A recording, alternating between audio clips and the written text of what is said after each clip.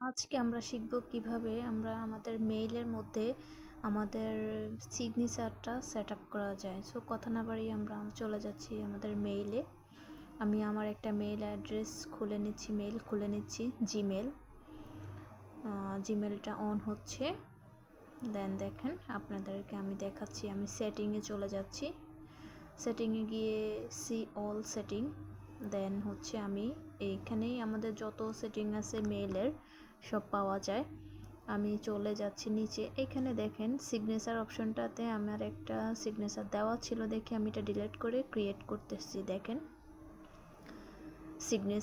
Signature বাটনে হচ্ছে click করে ক্রিয়েট নাও, এতে ক্লিক করলাম। ক্লিক করে হচ্ছে আমি যে সিগনেচারটা বসাবো ওই সিগনেচারটা আমার এক জায়গায় ছিল, ওইটা আমি এখানে কপি করে বসিয়ে দিলাম। পাশে দেখেন একটা বক্স আছে, ওই বক্সে আমি আমার লেখাটা দিয়ে দিলাম। দেওয়ার পরে আমার নিচে অপশন আছে সিগনেচার ডিফল্ট, আমি ওই দুটো জায়গা দেখিয়ে দিলাম।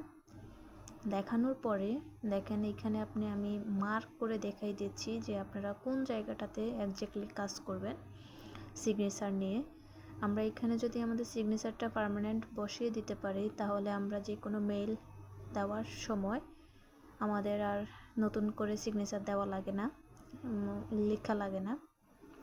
এবার দেখেন সেভ চেঞ্জ আসছে, সেভ চেঞ্জে ক্লিক করলাম।